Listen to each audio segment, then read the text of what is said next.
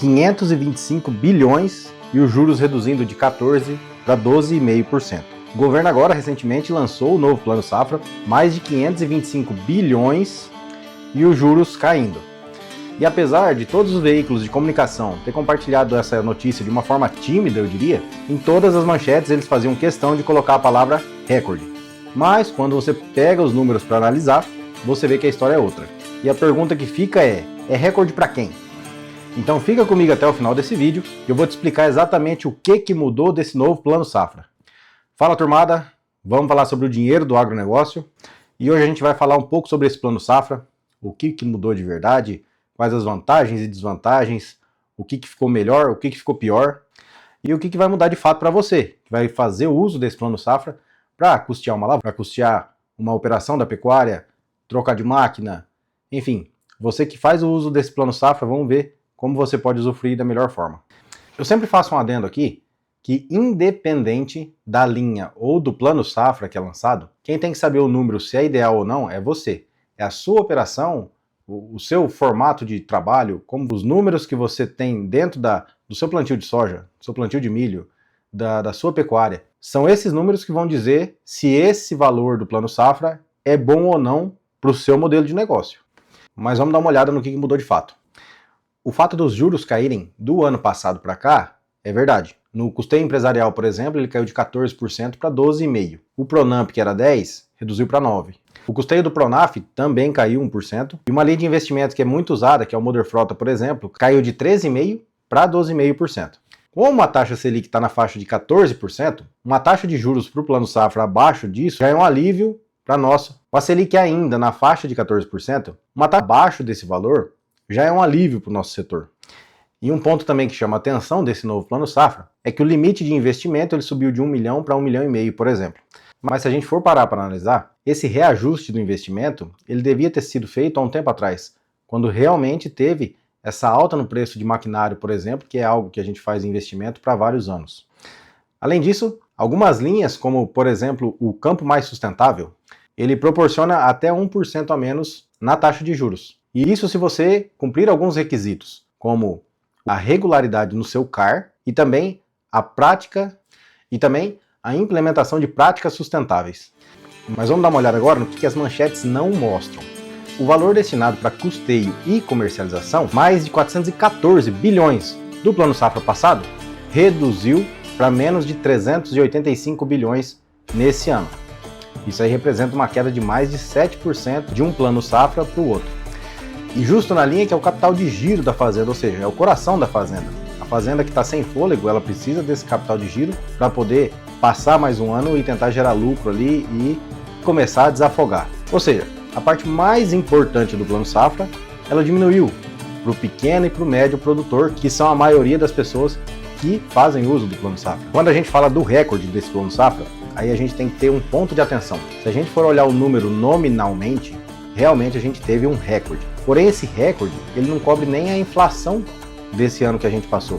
Ou seja, se a gente parar para analisar, nem a nossa ineficiência econômica do nosso governo foi coberta por esse novo Plano Safra. Foi menor.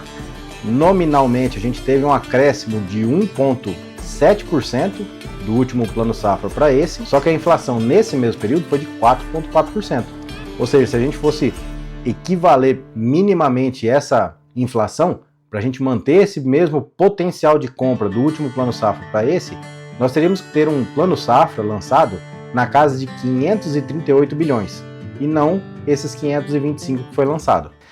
E tem um ponto que nenhuma manchete também está discutindo. Lembra que eu falei sobre a questão do corte no custeio? Esse que eu vou falar agora é um fato, e é um fato que eu tenho conversado com demais amigos que também fazem projeto para financiamento, que fazem uso desse financiamento, e até particularmente eu como produtor rural, também senti isso aí na hora de acessar esse crédito no último Plano Safra. A gente nota que teve uma resistência maior em ceder esse crédito ao produtor. E como que eles fizeram isso? Eles impuseram mais burocracias, mas o ponto-chave que minha opinião, Gines, acredito, é o risco no nosso setor está muito alto. E eles querem mitigar esse risco, e nesse último Plano Safra, eles mitigaram esse risco não fornecendo recurso para todo mundo que queria. Tanto que muitos bancos finalizaram o Plano Safra agora ainda tendo valores disponíveis para financiar. E isso aí a gente não tinha há vários anos. Ou seja, esse último ano já foi mais difícil da gente conseguir acessar esse crédito. E não puramente pelo Plano Safra, mas sim pelas novas regras que os bancos estão colocando, aumentando as garantias de recebíveis, justamente pelo risco que a gente está. E esse risco, ele é um acarretamento de fatores, vamos dizer assim, da alta dos preços dos insumos e abaixo dos preços das commodities. Então isso aí acaba impactando diretamente no risco-retorno do banco e, por consequência, precisa melhorar a garantia que está sendo oferecida. Além disso, no último Plano Safra, e nesse também se manteve, tiveram vários tipos de linhas. Antigamente você chegava no banco e você tinha lá o custeio, o investimento, que você ia fazer. Agora são diversas linhas muito bem segmentadas para cada finalidade que você deseja. Então não é simplesmente um custeio, é um custeio específico. Dependendo da linha que você está, se você é um Pronaf, se você participa do Mais Alimentos, a cultura que você está trabalhando, ela enquadra nesse Mais Alimentos, então você consegue acessar linhas diferentes. Por um lado isso é bom, quanto mais específico você é ali na hora de fazer o projeto, às vezes você consegue melhorar a taxa de juros aí do seu financiamento. Com isso vem mais burocracia, então a gente nota que ficou um pouco mais moroso para esse crédito ser liberado. Então, para esse vídeo aqui não se delongar mais, eu vou encerrando por aqui, vou fazer mais vídeos sobre o Plano Safra, que eu vi que o pessoal gostou bastante, o último vídeo que eu fiz. Se você não viu ainda, vou deixar esse vídeo aqui para você assistir. Esse vídeo foi feito antes do lançamento do Plano Safra e, por consequência, foi notado o que eu tinha falado naquele vídeo também. E, de fato, esse Plano Safra foi lançado, e até as expectativas que eu comentava naquele vídeo, ele foi até acima do que realmente, até porque é um ano de eleição. E geralmente nesses anos, o governo tenta forçar um pouco mais ali, abaixar um pouco mais a taxa de juros para agradar, vamos dizer assim, o nosso setor. Só que nem isso aí aconteceu. Esse ano minimamente correlacionou a Selic. Então, um ponto mais ou menos nesse último ano. E o Plano Safra também caiu um ano. Vamos para as considerações finais, então, desse primeiro vídeo aqui sobre o Plano Safra, tá? O que vai mudar diretamente para você, produtor? De fato, ali os juros eles estão menores. Você vai conseguir acessar ali com 1%, na média, a menos do que no último Plano Safra. Mas, novamente, quem tem que saber se esse número faz sentido para você é você mesmo. Se a sua operação suporta um crédito de 9% ao invés de 10%, ok, é interessante pegar. Se não fizer sentido, na maioria dos casos, esse valor faz sentido sim, tá bom?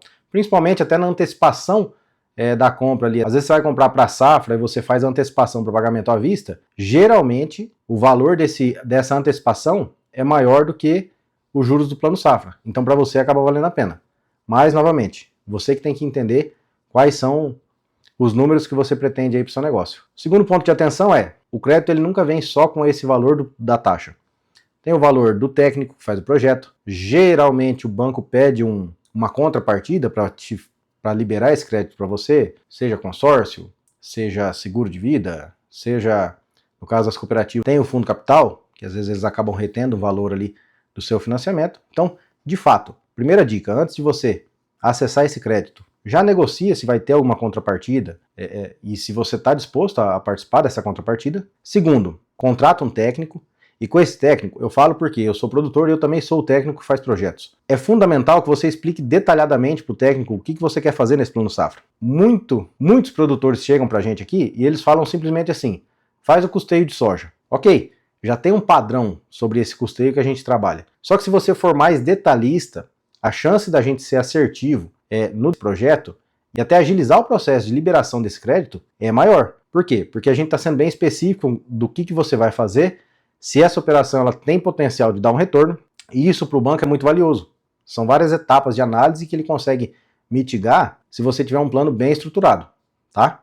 Terceiro ponto, já vai preparado com relação a garantias. Um dos fatores que eu mais vejo que trava o crédito é a questão da garantia, porque geralmente o produtor ele chega pronto para acessar o crédito. Muitas vezes ele é pego desprevenido com relação ao que vai ser a garantia. Se vai ser um aval, no caso, ter algum avalista para essa operação, se vai ser uma propriedade dele, uma hipoteca, uma alienação. É muito importante o produtor saber esses tipos de garantia para você não ser pego de surpresa a hora que o banco solicitar. E a quarta dica é não se apega às manchetes desse Plano Safra. Tenta olhar um pouco mais nas entrelinhas. Conversa com o gerente do banco que você vai tentar acessar o crédito, conversa com o técnico que você vai contratar para fazer essa operação, São esses os pontos que vão fazer de fato o seu crédito ser liberado, e não simplesmente porque o governo lançou uma manchete nos grandes meios de comunicação e você acha que vai ser liberado.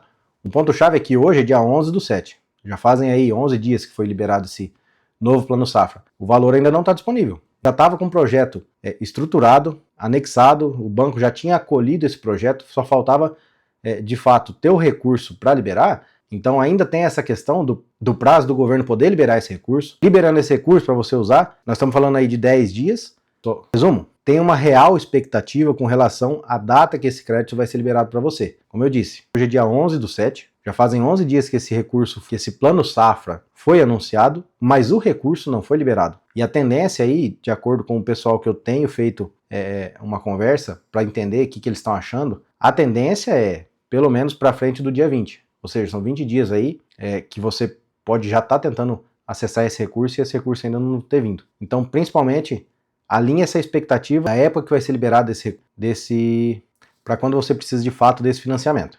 Se vocês quiserem também, comenta aqui nesse vídeo se vocês têm essa dificuldade sobre a questão da documentação necessária para você acessar o crédito. Se você tem uma documentação muito bem organizada, isso aí agiliza muito. Eu, particularmente, dentro aqui da nossa empresa, eu garanto que isso aí diminui em até 70% o tempo de aprovação do seu crédito. Então, se você tem uma documentação organizada, uma operação bem detalhada junto com o seu técnico, isso aí ajuda muito na hora de você ter uma liberação desse recurso. Então comenta se você gostou desse vídeo, o que você achou desse Plano Safra e se você acha válido eu trazer esse tipo de conteúdo aí no próximo vídeo, porque a ideia desse canal aqui é justamente trazer esse tipo de informação, tanto da parte técnica quanto da parte de produtor rural.